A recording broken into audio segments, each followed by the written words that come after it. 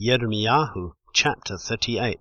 And Shephatiah son of Matan, and Gedaliahu son of Pashur, and Yuchal son of Shelemiyahu, and Pashur son of Malchiah, heard the words which Yirmeyahu had spoken to all the people, saying, Thus said Yahweh, He who remains in this city shall die by the sword, by scarcity of food, and by pestilence, but whoever goes over to the Kasdim shall live, and his life shall be as a prize to him, and he shall live.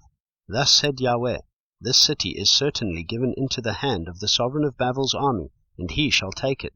Then the heads said to the sovereign, Please, let this man be put to death, because he is weakening the hands of the men of battle who are left in this city, and the hands of all the people, by speaking such words to them. For this man does not seek the peace of this people, but the evil. And Tidkiyahu the sovereign said, Look, he is in your hand, for the sovereign is unable to do any matter against you. And they took Yirmeyahu and threw him into the dungeon of Malchiyahu the sovereign's son, which was in the court of the guard. And they let Yirmeyahu down with ropes, and in the dungeon there was no water but mud. So Yirmeyahu sank in the mud. And Eved-melech the Cushite, one of the eunuchs, who was in the sovereign's house, heard that they had put Yirmeyahu in the dungeon, and the sovereign was sitting at the gate of Binyamin.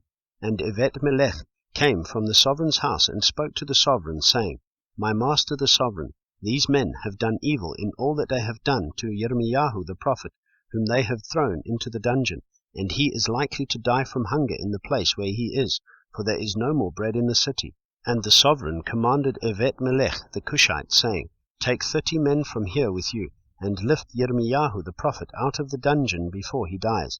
So Eved-melech took the men with him, and went into the house of the sovereign under the treasury, and took old clothes and old rags from there, and let them down by ropes into the dungeon to Yirmeyahu. And Eved-melech the Cushite said to Yirmeyahu, Please put these old clothes and rags under your armpits, under the ropes. And Yirmeyahu did so. And they pulled Yirmeyahu up with ropes, and lifted him out of the dungeon. And Yirmeyahu remained in the court of the guard. Then Tidkiyahu the sovereign sent and had Yirmeyahu the prophet brought to him at the third entrance of the house of Yahweh. And the sovereign said to Yirmeyahu, I am asking you a matter. Do not hide a matter from me. And Yirmeyahu said to Tidkiyahu, If I declare it to you, shall you not put me to death? And if I give you advice, you shall not listen to me. But Tidkiyahu the sovereign swore secretly to Yirmeyahu, saying, As Yahweh lives, who made us this life, I do not put you to death, nor do I give you into the hand of these men who seek your life.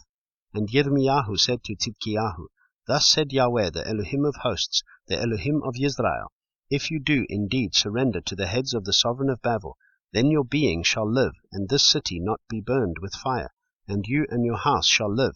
But if you do not surrender to the heads of the sovereign of Babel, then this city shall be given into the hand of the Kasdim, and they shall burn it with fire, and you shall not escape from their hand. Then Tidkiyahu the sovereign said to Yirmeyahu, I am afraid of the Yehudim, who have gone over to the Kasdim, lest they give me into their hand, and they maltreat me. But Yirmeyahu said, They shall not hand you over. Please obey the voice of Yahweh which I speak to you, and let it be well with you, and your life be spared. But if you refuse to surrender, this is the word that Yahweh has shown me.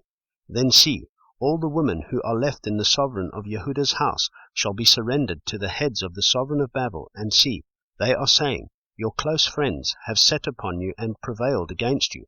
Your feet have sunk in the mirror.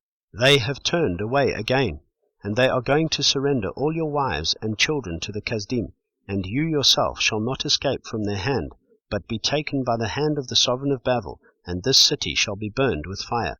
Then Tidkiyahu said to Yirmeyahu, Let no one know of these words, and you shall not die. But if the heads hear that I have spoken with you, and they come to you and say to you, Declare to us now what you have said to the sovereign, and also what the sovereign said to you. Do not hide it from us, and we do not put you to death. Then you shall say to them, I presented my petition before the sovereign, not to send me back to the house of Jonathan to die there. And all the heads came to Yirmeyahu and asked him, and he informed them according to all these words that the sovereign had commanded. And they said no more to him, for the matter was not heard. So Yirmeyahu remained in the court of the guard until the day that Jerusalem was taken, and he was there when Jerusalem was taken.